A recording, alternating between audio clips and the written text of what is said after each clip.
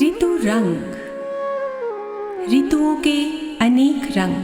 आदित्यादिनवग्रहाः शुभकरा मेषादयो राशयो नक्षत्राणि सयोगकाश्च तिथयस्तद्देवतास्तद्गणाः मासाब्दा ऋतवस्तथैव दिवसाः सन्ध्यास्तथा रात्रयः सर्वे स्थावरजङ्गमाः प्रतिदिनं कुर्वन्तु नो मङ्गलम्।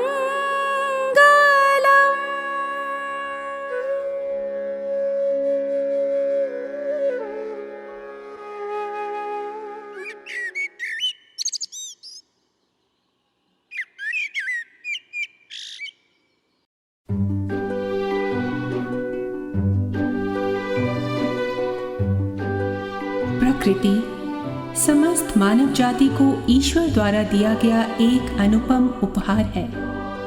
इस धरती पर बिखरा हुआ प्राकृतिक सौंदर्य मन को शांति तथा नेत्रों को शीतलता प्रदान करता है और इसी प्रकृति की देखभाल करती हैं आती जाती ऋतुएं।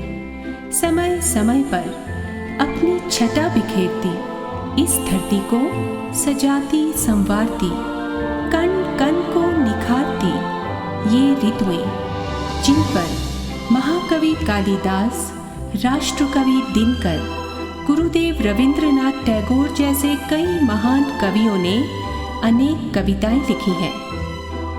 सभी ऋतुओं की बात करें तो एक वर्ष में हमारे भारत में कुल 6 ऋतुएं आती हैं और भारत एकमात्र ऐसा देश है जिसे एक वर्ष में 6 विभिन्न ऋतुओं को देखने का सौभाग्य प्राप्त है, जबकि अधिकतर देशों में एक वर्ष में केवल 4 ही ऋतुएं आती हैं।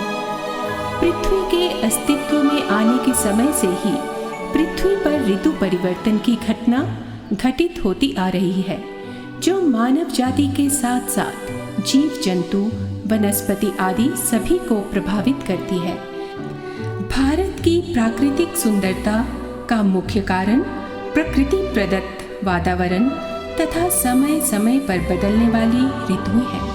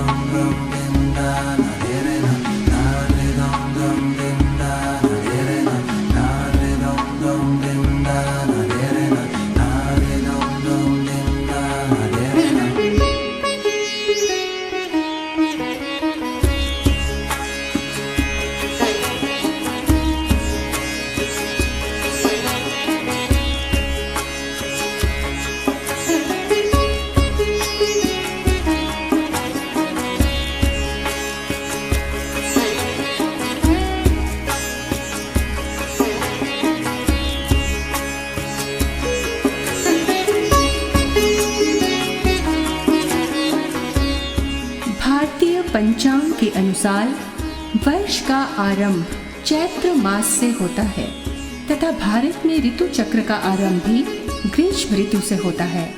महाकवि कालिदास ने अपने विख्यात काव्य ऋतु संहार में षट ऋतु वर्णन ग्रीष्म ऋतु से ही आरंभ किया है, जिसके अनुसार सूर्य की प्रचंड किरणों से भूमि तल वन तृण जलने लगते हैं। यमराज की जीभा के समान आकाश तल लहलहाने लगता है, धरती तपने लगती है, व्योम में अति उष्ण प्रभंजन चलता है, नदियों में जल सूखने लगता है और फल भार से नमित सुंदर सहकार वन और सुंदर लगने लगते हैं।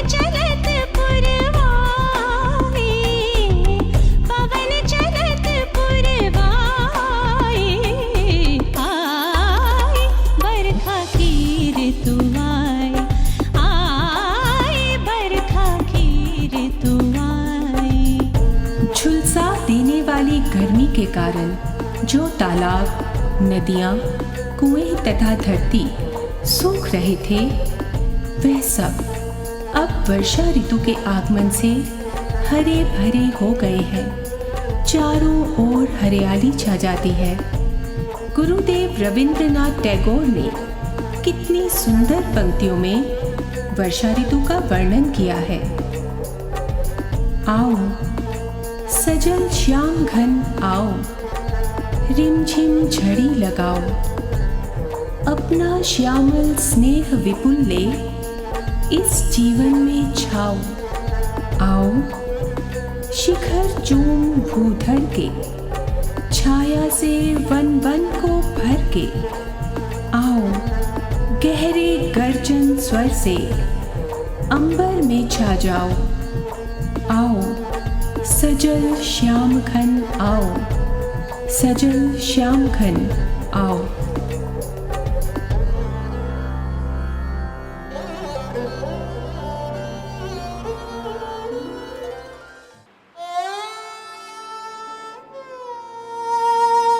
वर्षा ऋतु के पश्चात आगमन होता है शरद ऋतु का।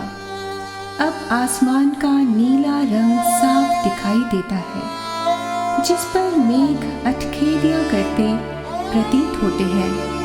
विविध प्रकार के फूल तथा फल वातावरण को और अधिक आकर्षक बनाते हैं।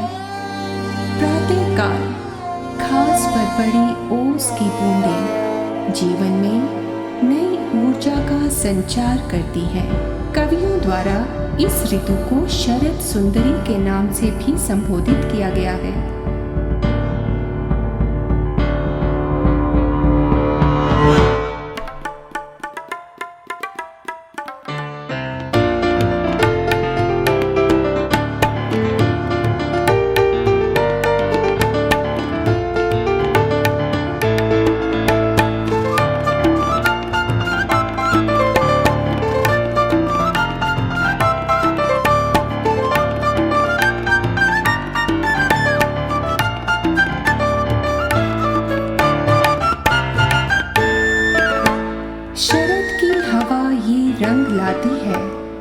द्वार द्वार कुंज कुंज नवगीत गाती है।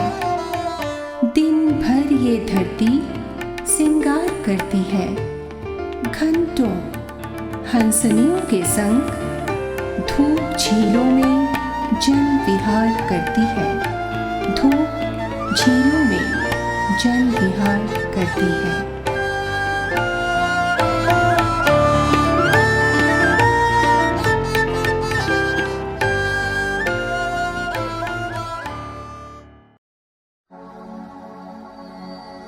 शरद पूर्णिमा के बाद से हेमंत ऋतु प्रारंभ होती है। शीत ऋतु 2 भागों में विभक्त है। हल्के जाड़े को हेमंत ऋतु का नाम दिया गया है।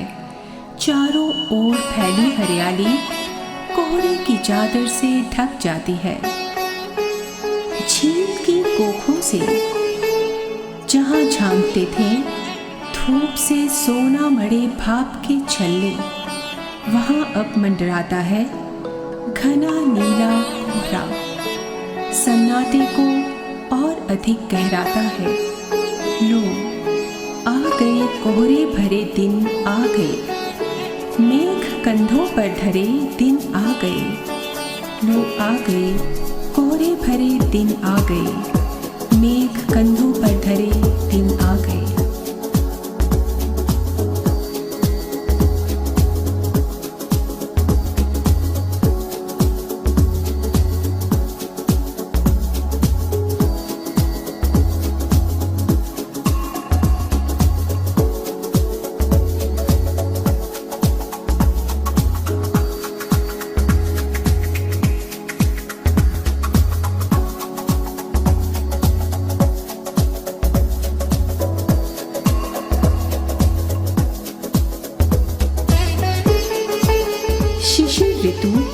यानी कड़ाके की सर्दी। हिंदू माह के अनुसार ये समय माघ से फागुन तक का होता है। शिशिर में वातावरण में शीतलता के साथ ही रुक्षता बढ़ जाती है। प्रचंड शीत से सूर्य नारायण की किरणों की प्रखरता मध्यम हो जाती है। सूर्य किरणों का स्पर्श प्रिय लगने लगता है। अग्नि की ऊष्मा आकर्षित करने लगती है। शिशिरे स्वदन्ते वहिताय पवने प्रवाति, अर्थात शिशिर में जब बर्फीली हवा बहती है तो अलाव तापना मीठा लगता है। ग्रीष्म वर्षा शरद के साथ हेमंत का जाड़ा भी बीत गया।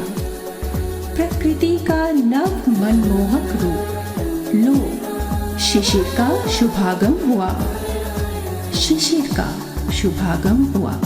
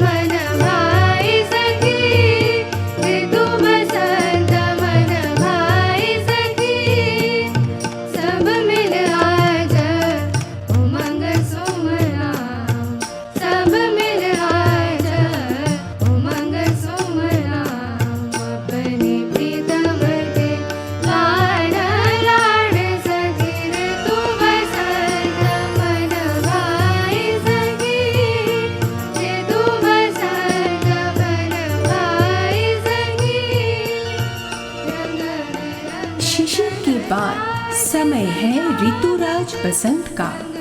हिंदू पंचांग के वर्ष का अंत तथा प्रारंभ बसंत ऋतु में ही होता है। ऋतुराज बसंत के आने पर सर्दी कम हो जाती है, मौसम लुभावना हो जाता है, पेड़ों पर नए पत्ते आने लगते हैं, आम बौरों से लग जाते हैं, खेत सरसों के फूलों से भरे पीले दिखाई देते हैं।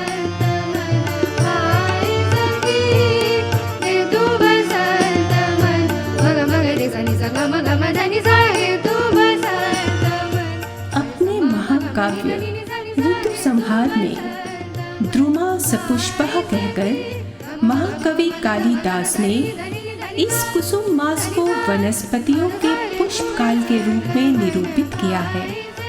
कालिदास ने कुमार संभव में भी बसंत का उल्लेख करते हुए लिखा है कि देवी पार्वती ने भी बसंत के फूलों से स्वयं को अलंकृत किया है।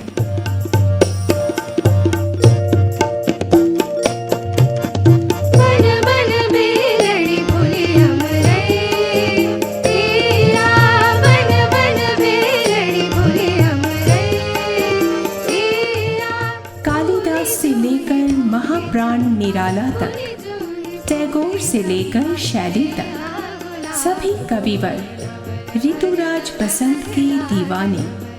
तभी तो कालिदास ने इस ऋतु को बसंत योद्धा भी कहा है।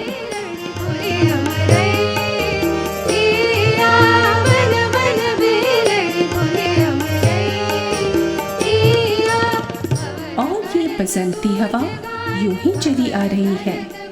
आज के जन कवि तक पहुंचते पहुंचते भी ना तो इसका रूप बदला और ना ही चंचलता। आज के कवि के शब्दों में बसंत ऋतु का मोहक वर्णन। हवा हूँ मैं बसंती हवा हूँ, वही, हाँ वही जो युगों से गगन को बिना कष्ट श्रम के संभाले हुए हूँ। वही, हाँ वही जो सभी प्राणियों को पीला प्रेम आसव जिलाए हुए हो। इस प्रकार 12 मास में 6 ऋतुएं क्रमशः 2-2 मास की अवधि के लिए आती है तथा धरती को अपने रंगों से सजाकर सुसज्जित कर मानव जीवन को नव उत्साह से भर जाती है।